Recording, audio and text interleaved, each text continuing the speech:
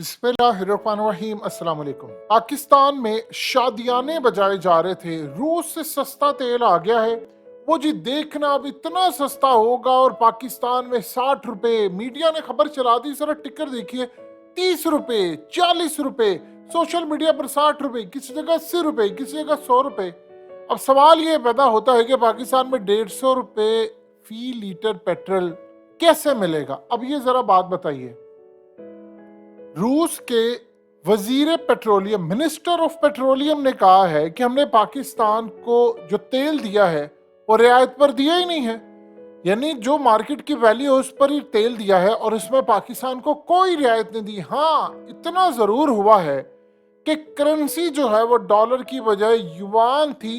इसके अलावा पेट्रोल का रेट वही है जो हमने पाकिस्तान को दिया, वो जो इंटरनेशनल मार्केट का है। अब यहाँ पर सवाल दो पैदा होते हैं कि पाकिस्तान को अगर सस्ता तेल मिला ही नहीं है तो फिर आप इतना बता दें।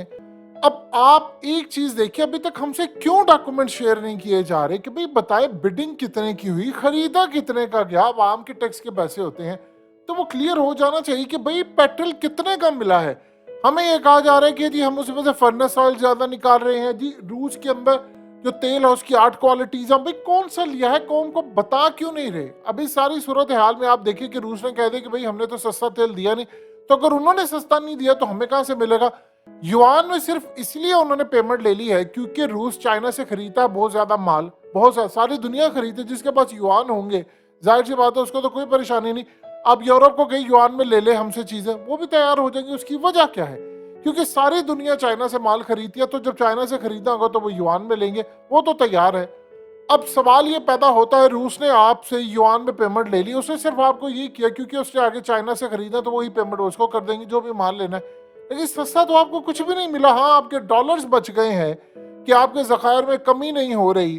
तो चले ये मामला सामने आया है कि युआन से आप पेमेंट ले रहे हैं, लेकिन सवाल ये पैदा होता है कि आपके पास लेटेस्ट मशीनरी नहीं है और आप अगर युआन में ले रहे हैं तो सवाल ये है कि आपके पास फिर युआन कैसे आएंगे। देखिए, हमने चाइना से वायदा किया था, हमने पैसे युआन के बदले में रुपीस एक्सचेंज की थी। होता क्या है, अब रूस ने कहा इंडिया को कि तुम मेरे साथ रुपीस में ट्रेड करो, उन्होंने किया, बाद में वो उनका काम ही ठप हो गया। वो कहते हैं कि भाई आप ये बताएं कि हम आपको तेल दे देते हैं, आप पेमेंट इंडियन रुपीस में देते हैं, ओके चीजें समझ आती है।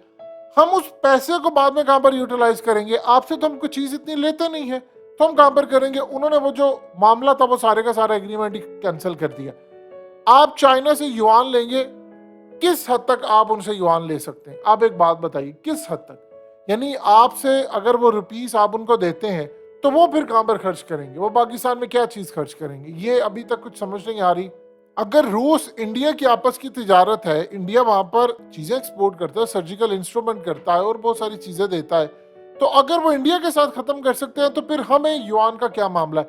चले चाइना के बिहाव के ऊपर उसने पेमेंट हमसे ले ली, डॉलर्स का मसला जो था वो थोड़ा बच गया, तो वो जो सस्ता तेल था वो आपको क्यों नहीं दे रहा? अगर देखें उस वक्त जब रूस और यूक्रेन की जंग थी, उस वक्त आप उनके साथ मुआहिदा कर लेते पूरी तरह, तो तब वो आपको देता, जैसे उसने इंडिया को दिया, जैसे उसने श्रीलंका और दीगर ममालिक को। अब दुनिया भर के यानी रूस की जितनी प्रोडक्शन है वो बिक रही है ऑलरेडी, वो सस्ता दे रहा है और वो तब दे रहा है जब जंग पीक पर थी। और उस वक्त उसने कहा जो मेरे साथ, उसके ऊपर पाबंदियां थी, उसने कहा जो मेरे साथ खड़ा होगा मैं उसको दूंगा। अब उस वक्त भारत ने ले लिया और बहुत सारे ममालिक ने ले लिया, इवन कि चाइना उनसे सस्ता तेल ले रहा है। तो जब चाइना ले रहा है तो उसके बाद उनके पास अब जितनी प्रोडक्शन थी उतने ग्राहक है, उनके पास कस्टमर्स हैं, उनके पास ममालिक है। तो आपने उनसे जो तेल लिया है वो नॉर्मल प्राइस पर मिल रहा है, तो जब नॉर्मल प्राइस पर मिल रहा है तो हमें सस्ता क्या मिलेगा? उनके वजीर पेट्रोलियम ने कह दिया हमने तो पाकिस्तान को सस्ता नहीं दिया। और आपके पास जो आया भी, आप उसकी ट्रायल क्वालिटी देख रहे हैं, ट्रायल पीरियड में है कि हम इससे कितना तेल निकाल सकते हैं, इसकी क्वालिटी क्या है, ये लाइट है या दूसरा है, उसमें से कितना फर्नेस ऑयल निकलेगा, जेट ऑयल कितना निकलेगा, दूसरी चीजें क्या निकलेंगी। हमारे पास वो टेक्नोलॉजी है भी क्या नहीं कि जिसके मुताबिक, क्योंकि उनके पास और तरह की इकसाम है उसकी या टाइप्स है, तो आपको वो सस्ता तेल अब कैसे मिलेगा? अब बताएं कैसे 150 रुपए आपको लीटर मिलेगा, कैसे 60 रुपए सस्ता मिलेगा या 80 रुपए? ये जो हमें बताया गया था, अब देखिए सिंपल सी बात है, अवाम के टैक्स का पैसा है, अवाम को बताया जाए कि भाई आप एक बात बताइए कि तेल हम सस्ता मिला है, या नहीं मिला। देखिए अगर तो आप रूस से लेते हैं तो $10 तो वैसे ही आपकी लैंडिंग कॉस्ट बन जाती है। तो सवाल ये पैदा होता है कि अगर आप यूएई से लेते हैं तो $2 उसमें आती है आपकी, तो आपने कितने का लिया है अभी तक। वो कह रहे हैं कि भाई हमने तो इनको सस्ता दिया नहीं है, अगर दिया होता तो आप सस्ता दे देते। तो फिर अवाम को चाहे, देखिए एक बात समझिए, सऊदी अरब से आए, अमेरिका से आए, यूएई से आए, ईरान से आए, जहां से मर्जी आए, अवाम को इससे कोई सरोकार नहीं। हमें दो चीजें चाहिए होती हैं, एक क्वालिटी और दूसरा हमें सस्ता। अगर ये दो चीजें प्रोवाइड कर सकता है कोई भी, तो चाहे वो रूस से ले ले, चाहे वो रशिया से बाहर जाकर ले ले, चाहे वो अमेरिका से ले, हमें कोई परवाह नहीं। लेकिन अगर अवाम को नहीं मिल रहा तो डंके किस चीज के बजाय जा रहे हैं कि रूस से सस्ता तेल आ गया, फलाना आ गया। भाई मिल ही नहीं रहा। आप बताएं ना कि आपकी लैंडिंग कॉस्ट क्या है। और जी शोर बच रहा था सस्ता तेल आपको मिल ही ना, वो कह रहे हैं हमने आपको सस्ता दिया ही नहीं है। तो अब इस सारी सूरत हाल के अंदर हम कहां पर खड़े हैं। देखिए दो चीजें आप ध्यान में रखिएगा, जब आप युआन में पेमेंट कर रहे हैं तो वो चाइना के कहने पर आपकी पेमेंट एक्सेप्ट कर रहा है, क्योंकि वो उसे ट्रेड करता है तो चलो उसका फायदा है। लेकिन चाइना को तो फायदा ही फायदा है, क्योंकि चाइना ये चाह रहा है कि पेट्रो डॉलर खत्म हो और डॉलर की जो मोनोपोली है पूरी दुनिया में खत्म हो। ये बात उसने खास तौर पर कही। उसने कहा कि देखिए आपसे जो मैं तेल लेता हूं, यानी उसने जाकर मोहम्मद बिन सलमान को कहा कि भाई मैं आपसे तेल लेता हूं, उसकी पेमेंट मैं आपको युआन में करूंगा, आप उसके बदले वो जो युआन है वो आप मुझे कोई भी टेक्नोलॉजी जो मुझसे लेंगे, जो मुझसे हथियार लेंगे, जो चीजें लेंगे, आप उसमें पेमेंट कर दीजिएगा। आप जो इंपोर्ट करते हैं, चाइना से माल आता है युआन की, उसमें पेमेंट कर दें, कोई मसला नहीं है, हम तैयार है। क्योंकि चाइना को फायदा दुनिया भर में वो एक्सपोर्ट करता है, जिसमें में उनको पेमेंट करनी युआन में करनी है। दुनिया में रिजर्व करेंसी अगर युआन हो जाती है तो वो उनके लिए बड़े काबिल कबूल होगा। फिर उनको करेंसी मेंटेन भी करनी आती है। जाहिर सी बात है जब डिमांड बढ़ेगी तो महंगी होगी, तो वो करेंसी को मैनिपुलेट भी करते हैं, मेंटेन करते हैं, ताकि इतनी ज्यादा ना हो जाए कि चीजें एक्सपेंसिव हो जाए। अब यहाँ जो कहानी असल है कि छोड़ दें युआन में पेमेंट हो रही है, फलाने में हो रही है, आवाम को फायदा क्या। अगर डॉलर्स आप नहीं खरीद रहे उसमें, तो बताएं फ्यूचर के अंदर कैसे ये मामला चलेगा, कितना सस्ता मिलेगा, बिडिंग कितने की हुई है, टेंडर कितने का पास हुआ है। ये तमाम की तमाम चीजें, वो हमारा जो सस्ता होना था 60 रुपए, 80 रुपए, 100 रुपए, उसका बना क्या है, हमें कब मिलेगा, सस्ता तेल कब मिलेगा। यानी आप देखिए कि इंडिया के अंदर और दुनिया भर के अंदर वो ले रहे हैं, वो कहीं ना कहीं वो सस्ता तेल ले रहे, हमें क्यों नहीं मिल रहा। पहले मिल रहा था, अब क्यों नहीं मिल रहा, इस बात की भी वजाहत होनी चाहिए।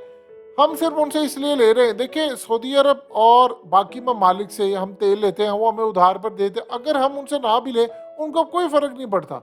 उनकी मार्केट बहुत बड़ी है सऊदी अरब की, उनको पता है कि इंडिया को वो दे रहे हैं, वो दे रहे हैं चाइना को और दीगर ममालिक को दे रहे हैं, उनके पास ग्राहक बहुत ज्यादा है। हमारा अगर कोई मामला ना भी हो तो उनको फर्क ही नहीं पड़ता।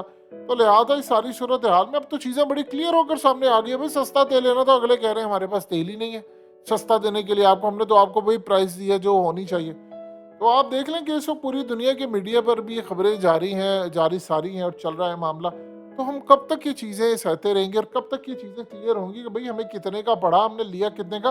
और सारी बातें छोड़ दे, अवाम को रिलीफ मिलेगा, सस्ता तेल मिलेगा या नहीं मिलेगा। क्योंकि सस्ता मिलेगा, जेट फ्यूल सस्ता होगा, एयरलाइंस के किराए सस्ते होंगे, ट्रांसपोर्ट के किराए सस्ते होंगे, महंगाई में कमी आएगी। अगर तेल ही सस्ता नहीं मिल रहा तो फिर करना क्या है।